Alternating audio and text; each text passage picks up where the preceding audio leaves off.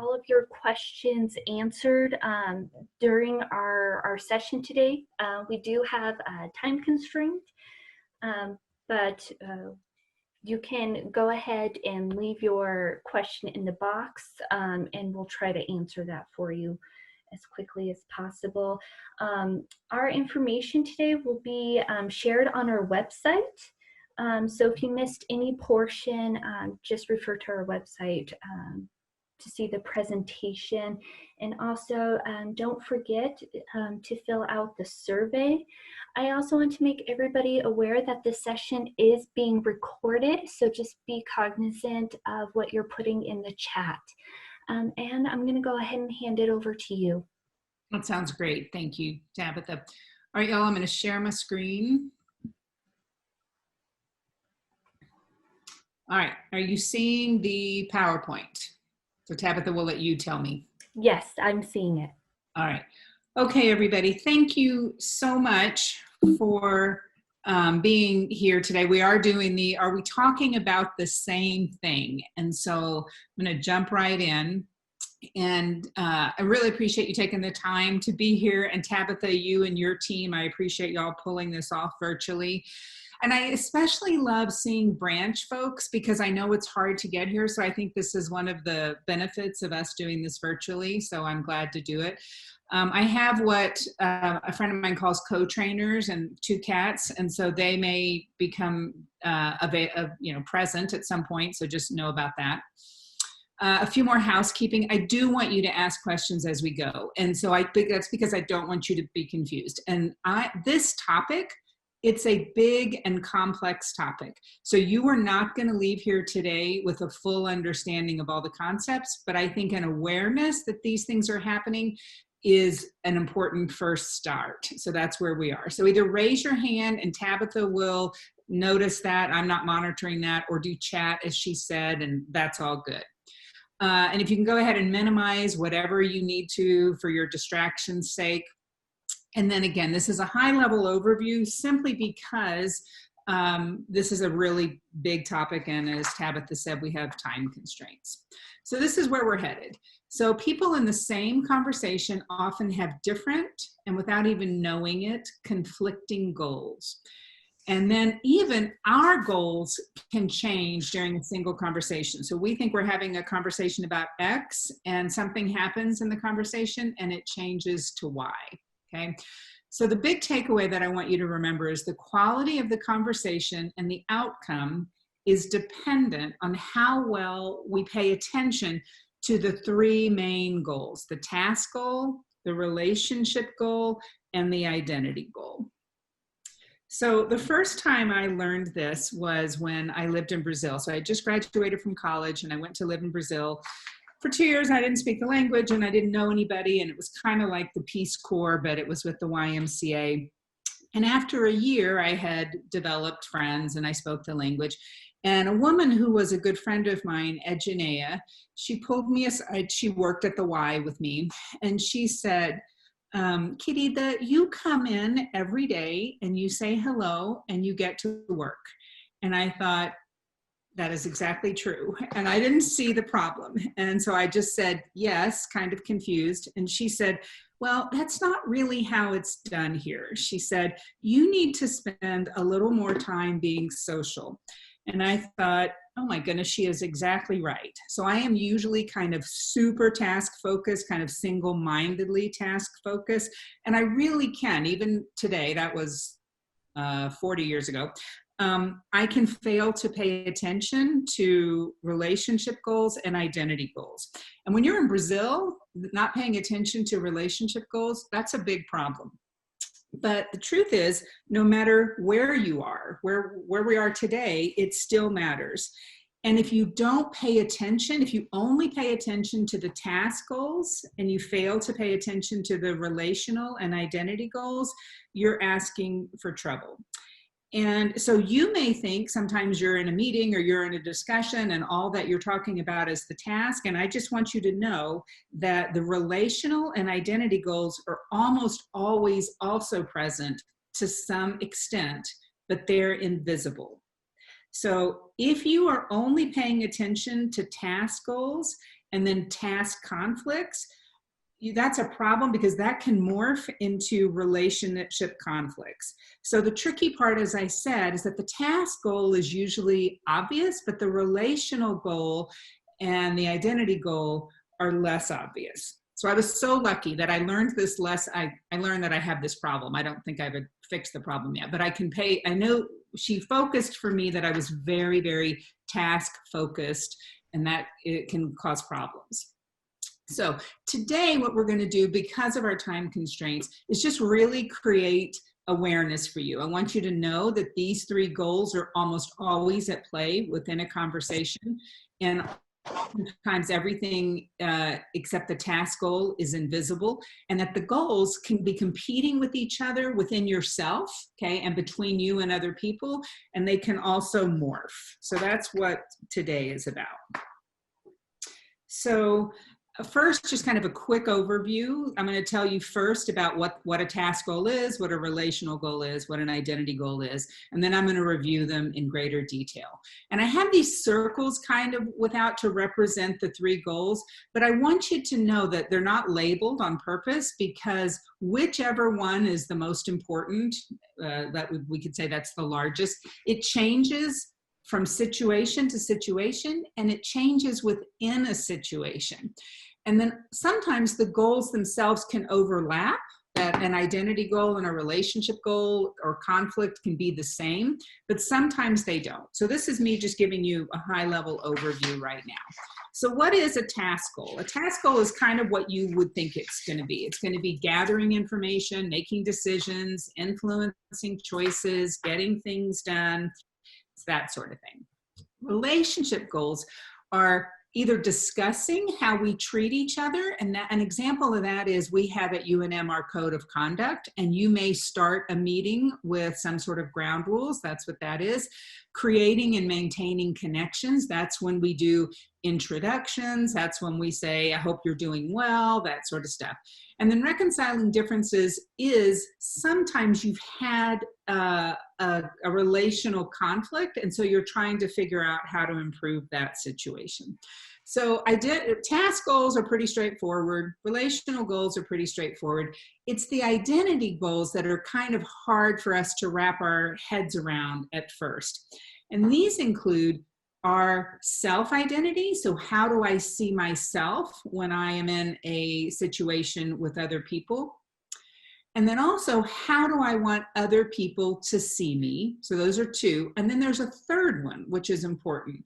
And it's how I perceive other people's treatment of me as it relates to how I see myself and my values. And I'm going to unpack that for you in a little bit.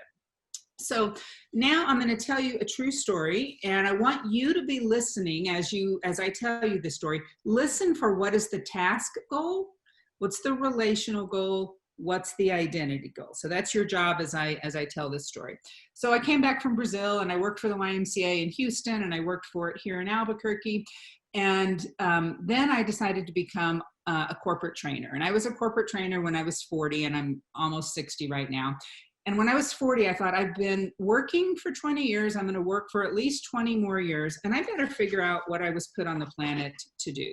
So I went on this silent retreat, and I kind of gave myself like 3 things that I was very passionate about. And I decided to quit my job at the Sprint call center and kind of pursue these other doors and see which one would open for me. And so when I had worked at Sprint, I had a coworker whose name is Mary, and Mary had left Sprint shortly before I did, and she came here to UNM, and she worked at the Anderson School. And after I became self-employed, she reached out to me and said, Ann, we think you're a great trainer. Will you come and meet with us and see if there's some things that you can train at the Anderson School? So they brought various instructors together to develop what is today called the Essentials for Management. And it's basically a 10-week class, 3 hours once a week, and different instructors who have their own areas of expertise would teach the different classes. So the goal was to bring everybody together and kind of brainstorm what topics we should teach on and who's going to be teaching them. So Mary's boss was Michelle, and Michelle brought us all together to decide on what are the classes and who's going to teach them. And then she also had the goal of creating connections amongst the instructors so we could collaborate, and then also creating a connection with the Anderson School staff and the instructors. So when I got there, so I was just brand new, self-employed, and I had really thought as I walked into that meeting that everybody in the meeting was more experienced than I was, they were smarter than I was, they were more sophisticated than I was. And so in order not to make a fool of myself and not embarrass myself, I said almost nothing. Okay, I'd never been a consultant before. I'd barely worked for the for-profit world. I'd mostly worked for the nonprofit world. So at the end of this meeting, I haven't said much, and Michelle says, what do y'all think about offering a class on balancing career and life? And one of the women present, and she again seemed much smarter and more knowledgeable and more familiar with the group than I was, said, why would employers send people to take a class that told their employees to work less? So I heard her say that, and I thought, that's the wrong frame. That is not the right framing of the question. And that's because I knew, I had done research. I knew the benefits of having a balance in your life and not being all work focused. But I didn't speak up because in my head I said, she knows the business world much more than I do, much better than I do. And I didn't speak up until I got home, and it was kind of nagging me. And so then I sent Michelle an email and I said, I actually think we should offer that class, and I'd like to be the one that offers it, and here's the research that supports why it's important. And then I'm very lucky because for the last 20 years, I have been teaching that class twice a semester in the Essentials for Managers. So let's look. Your job was to listen for the task goals, for the relational goals, and the identity goals. So the task goal, I think, the goal was to brainstorm and identify classes to be included in the Essentials for Management series. That was the main primary goal. The relational goals was to create or maintain connection among the instructors and with the Anderson School. So now, if we get to my identity goals, they were absolutely present. Okay, so my identity was that I was less capable, less smart, less experienced than everybody else in the room. So if that's my identity, then my goal is to not embarrass myself. And so to do that, I kept quiet. The trick is, do other people also have identity goals in this conversation?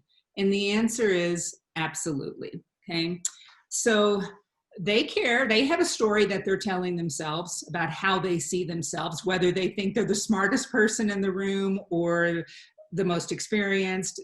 All of us have an identity, okay? And then they all care about how other people see them. The problem is that these goals are often invisible.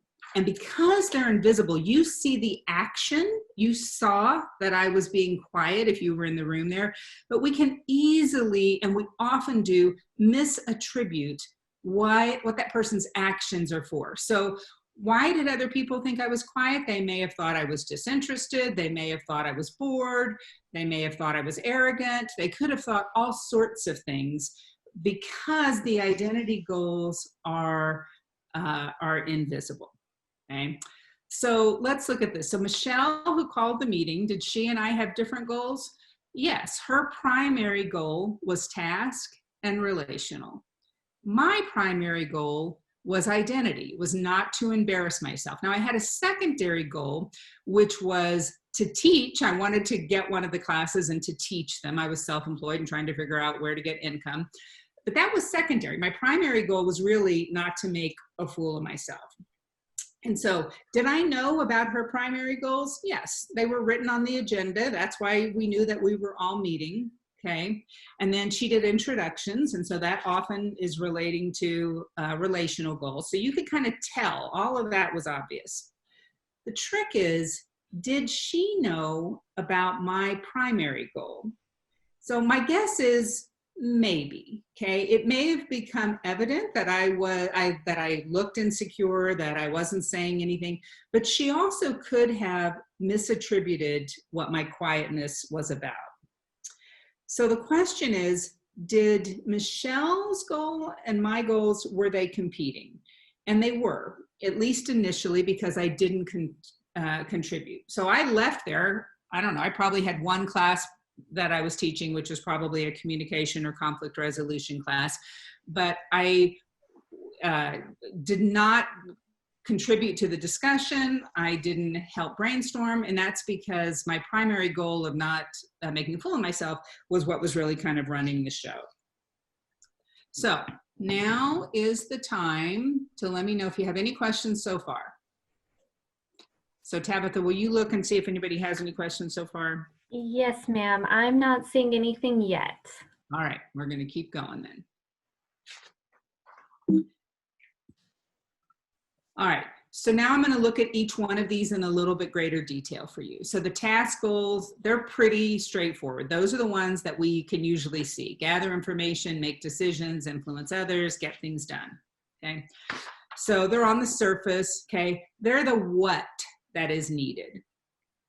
Now, the relational goals, again, are how we treat each other, how we create or maintain connections, how we reconcile differences.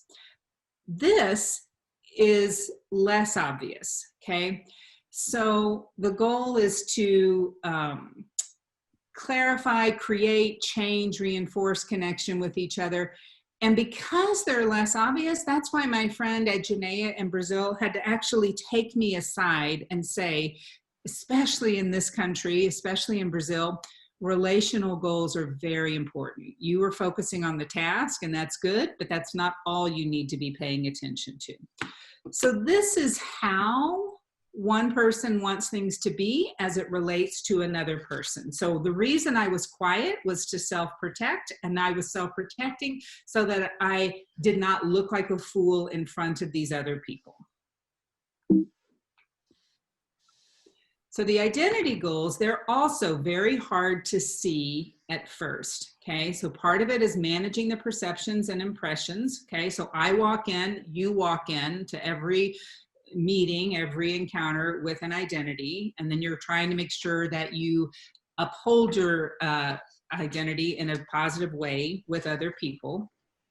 So those, I think most of us can kind of wrap our head around. It's this next part that gets, I think, kind of especially tricky. So the identity goal also includes how you perceive others' treatments of you as it relates to how you see yourself and your values. So it's maintaining a sense of safety for you, and it can include things like avoiding embarrassment, fairness, feeling respected, inclusion.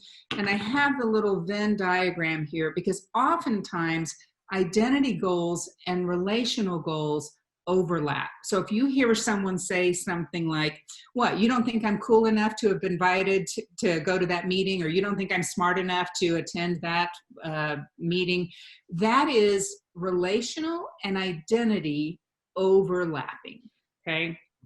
So so that is kind of what's happening. Next, I'm going to tell you a story about how they can change, our goals can change within a meeting, okay, or within a situation. And then I'm going to talk about what happens when these goals turn into conflicts, okay? So I've been at OMBUDS. I work for OMBUDS services for staff, and I've been doing that for about 6 years, but I've been mediating for about 30 years. And so before I joined UNM as a staff member, I was asked to mediate for the faculty ombuds office, and I was mediating between a chair and a faculty person.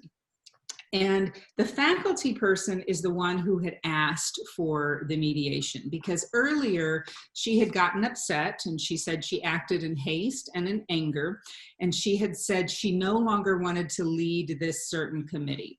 And now she regretted having said that. And so she wanted to get the committee leadership back. So she was having this mediation, and her task goal was to get the committee leadership back. However, the chair entered the mediation with a different goal. So the chair listens to everything that the faculty person says about wanting that she acted in haste and she's sorry and she wants to be chair of the committee again, leader of the committee. And the chair of the department says, okay, but there's something else I want to talk about as well. She said, you are perceived as a bully, and that's a problem. And I get lots of complaints. I get complaints from students, and I get it from staff, and I get it from other faculty. And she said, I value you, and I want you to know you're an important part of our team. I want you on our team. I'm glad you're on our team. And the perceived bullying is something that we have to address. So the chair's goal in this conversation is not about who's going to lead this committee. The chair's goal is to talk about this relational conflict that exists, okay? And that's her task. So you can see in this case, the task is to talk about the relationship. So that's an overlap there. Now the faculty is completely shocked. She is completely taken off guard. She had no idea that this was going to be talked about. And I just want to make a quick detour and say that if you were to come to OMBUDS services for staff, which is where I work, I don't think you would ever be blindsided by this, because we do pre-meetings, which kind of help people get ready. So this was a time where this person was blindsided, and I felt very badly about that. But that won't happen if you come to OMBUDS services for staff. So now the faculty is no longer, her primary goal is no longer to talk about that committee leadership. Now her primary goal is her identity goal. How does she maintain a sense of safety? Her world has just been completely rocked. How does she save face? Okay. So she now has an identity conflict. How she sees herself is being completely challenged. She does not see herself as a bully. And she can't get past the fact that this information has been just said to her. And we know that because she said things in the mediation like, all right, I'm just a completely terrible person. You may as well just lay me down on the road and run me over because I'm just a terrible person. So even though that is not at all what the chair said, that is what the faculty member heard, because this is just so not how she perceives herself. And she is so shocked by this. So I tell you this story for a couple reasons. I want you to know that in an instant, our goals can change. Okay, so she had a task goal of getting the committee leadership back. Now her primary goal, her only goal, is like how to wrap her head around this fact that her identity has been challenged. And I want you to know that when we are dealing with an identity conflict, it is very hard to get anything else accomplished. So once you see that happen, you just know you got to put the task goal aside. And what we did in this case is we could hear that the faculty members sort of could not even absorb what was being said to her. So we just said, let's just come back, faculty member, when you're ready, and we will continue this conversation, and we can talk about your understanding of the bully situation, and the chair can talk about it, and then we can talk about the committee leadership. So we did that, and we came back in about 2 weeks, and it oftentimes takes people a long time once their identity has been challenged to kind of get grounded and centered again and able to have a productive conversation. So just know that when you are noticing that identity, there's an identity conflict, okay, then you're going to have a hard time doing anything else, kind of moving forward. So task conflicts, when we disagree about the content, okay, the good news is when that's in moderate form, that's actually good news. That can actually improve understanding and decision-making and teamwork and creativity. So this is what we call healthy conflict. When you have a task conflict and it's in moderate form, that can really be good for the outcome. Okay, you can disagree in a way that is really helpful for the outcome. So that's the good news. Here's the not so good news. Task conflicts very often become a problem because we interpret them as relational or identity conflict. Okay, so when someone disagrees with our idea, it can feel like they're disagreeing with us or disrespecting us or saying that we're not as smart or as good or as knowledgeable. So that's the problem. So task conflicts in moderation, positive. Relational and identity conflicts, they are not hardly ever positive. They generate stress and anxiety, consume time and energy otherwise invested in the task. They diminish work satisfaction and organizational commitment, reduce the quality of decision making, and undermine trust. So I think you know all that. You certainly can imagine the time that you've been in a relational conflict. And like I was in one once within a team, and I didn't say anything, not because I didn't feel like I was the smartest person in the room. I just felt like I don't want to say anything that's given this person any ammunition for anything. So relational and identity conflicts, when you are noticing them, pay attention, okay? You're having a hard time moving forward, and they are taking a cost, okay? So the tension and animosity are likely to linger. All of that negatively impacts productivity, and then things just tend to spiral. So just pay attention to, if you have relational identity conflicts, they don't usually get better by themselves, okay? So I just want to summarize this so you kind of know. Task conflicts and moderation can be very healthy for a group. You can agree, you can disagree about the task, and that can result in better outcomes. When you have a relational or identity conflicts, that is almost never going to serve you and your team well. So what are some things that you can do? Here's just a few quick tips and tools. The first is, which is why I'm glad you're here today. I just want you to know that these 3 goals are almost always at play, okay? And sometimes the goals are competing between us. So like when I was in Brazil, I didn't even know that I was supposed to be paying attention to relationship goals, and I was with everybody around me, and I wasn't doing that. So that was my fault. Sometimes they are competing within us. So that's the example of the Anderson School story. And that's where I wanted to teach in the program, and I didn't want to make a fool of myself. And so that was creating a problem. And I really want you to know that these are invisible. The relational and identity goals are invisible. And because they are invisible, we misattribute. So if you hear someone say, you just see them quiet at the meeting, okay, that's a problem. Or if you see somebody who comes, this is the old days, would come to your office and just kind of chat and chat and chat, and you're just thinking, I really got to get to work, okay? That's a conflict there that's happening, okay? And then I want you to remember that goals can change within a single conversation. So you started off talking about something, and somebody can say something, and then you switch. You don't have the same goals anymore, okay? So what's going to serve you is to practice what they call group serving behaviors. And that is, do things like show respect, give credit, be helpful, be accountable, okay?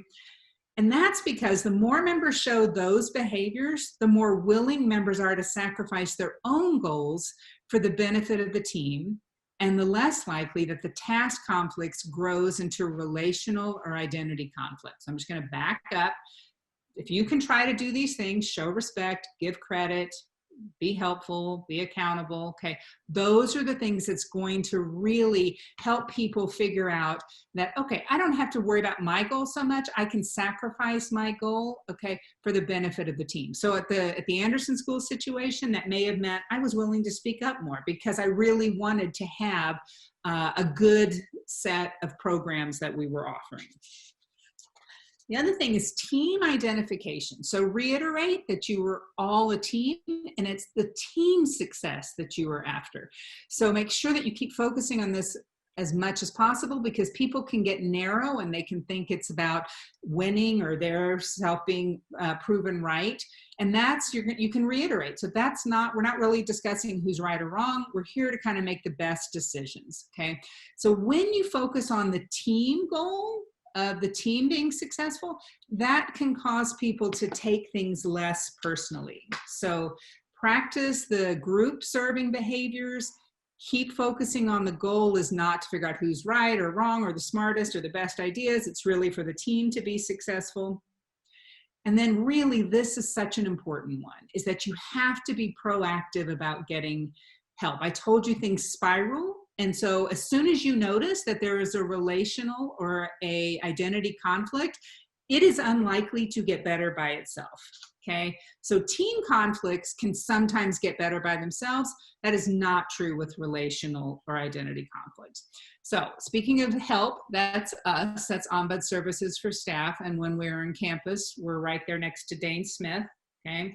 And just a super quick who we are is we're just a neutral place, be on campus or today via phone or Zoom, where you can get confidential support to address work-related concerns or goals. So in this case, you've identified that either you have a relational conflict or someone on the team has a relational or identity conflict. Again, it's not likely to get better by itself. So come to us and kind of unpack that, and we can figure it out. So we're part of the OMBUDS Association, and that means that there's 4 principles that support the work that we do. And the first is confidentiality, and everything you tell us is off the record, and we don't keep any records, so we don't tell anybody who came in or what they said. Okay, there's 3 exceptions to that. One is you give us written permission to tell somebody something. Second is imminent threat of harm to self or others. And third is required by law. If any of those exceptions happen during the time that you're in a visit, you'll know about it. We're neutral. So the university actually pays us to be what's called a designated neutral. So we don't advocate for you or for the other person. What we advocate for is kind of fair process and constructive problem solving.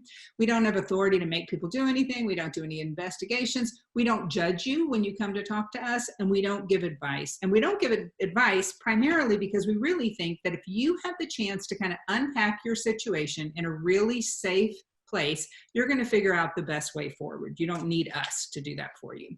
We're informal, so people come to us, it's voluntary. We're never a part of a formal process, and we don't make or enforce any policy. Okay, and then the last part is we are independent, and that means we report to the Office of the President, and that's administratively only. And then we kind of identify, we have a specific way that we identify trends. Why are people coming to us? A lot of time people come to us, the majority reasons are organizational climate. So your team climate is not productive, and or the communication with either your coworkers or someone you supervise or are supervised by is not working. And so we can help with all of that. And then we put an annual report on our website that has all of the data that we collected. So if we were in person, I'd be giving you our RAC card. That's the front piece of our RAC card. And I'd also be handing out our flyer. So coming up soon is our OMBUDS Day flyer, okay? And, but I can't do that since we're not in person. So I encourage you to, if you want to know more about us, visit our website, which is just OMBUDS for Staff at UNM, or email me, and I'm happy to answer any questions or set up an appointment with you. So let's see, Tabitha, let's see what questions we have at this time. Let's see, I'm not seeing anything yet.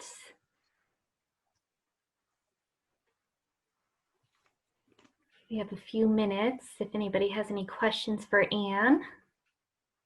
I'm going to go ahead and summarize, and then we'll see what questions come out. Okay. All right.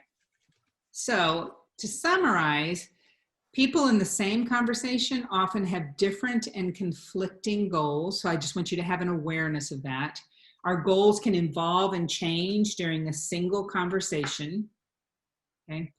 And the quality of the conversation and the outcome depend on how well you are paying attention to all of these.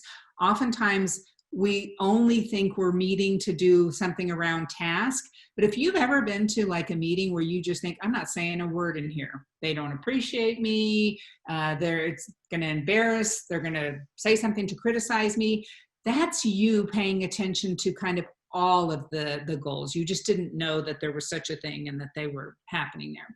So my goal for you today is for you to have an awareness that these 3 goals are almost always at play, that task, conflict, and moderation can be helpful. Once you have a relational conflict and or an identity conflict, those almost always only get worse by themselves. So that's why I encourage you to come to OMBUDS, have a confidential conversation. And now, got nothing. So we do have a question from Brandy Corey.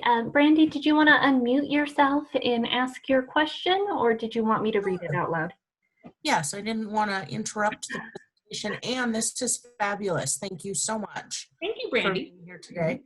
I'm wondering, with the services that the Ombuds office is offering, do you help us determine whether we want to actually address this situation at the Ombuds office with somebody else? Or do we come to you after we've made that determination and we want support with that conversation? I love that question. And that's me trying to give you the quick and dirty version of OMBUDS. So really, it's about 5% of the work that we do is with two people together. 95% is just with one-on-one. And that one-on-one visit doesn't turn into a facilitated conversation. So I would say come to us when you think, I noticed something isn't working. I need to figure out a better way through this. You don't have to have the answers. Just come with that. I had another chair who said to me, Ann, I need to come to OMBUDS, but I need to figure out what my question is before I come. And I said, no, we are the place where you figure out what the question is. And so you don't have to have it figured out ahead of time. So just come, and then we'll decide with you whether you think it's a good idea to do it. We'll decide whether we think we would recommend you inviting the other person. So Brandy, does that answer the question? Absolutely, thank you. And gave me a whole different perspective on the Ombuds office. Great, thank you. So it looks like Ray Ramirez put in the chat. She said no questions, but I do want to say that this session is very useful. These tools will be helpful to use in our work environment. Thank you, Ray. Thank you, Ray.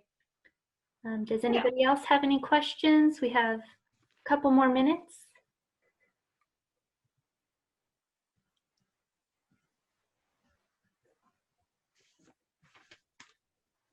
So I want to make another comment, which is you are going to now perhaps start noticing identity and relational conflicts, okay? And you're going to perhaps start noticing relational and identity goals. When you have a relational identity conflict, it's hard to know what to do with that, okay? It's hard to kind of unpack that. And that's why I'd say schedule a visit with our office, and we'll help you just kind of, you're like, I notice it. No one's talking at the meetings. Trust is low. We don't like each other. I don't know what to do about it. And then you don't have to have the answer, but just come in and we'll help you kind of figure it out. I'm just going to pipe in really quick. Jamie Cook stated that this was a wonderful session and very helpful. So thank you. Not in there, not in. I'm kidding here. Hey, Susan, I'm on. Just wait for Grandpa. Thank you, Jeremy, and thank you, Child, who brightened our day there in the background.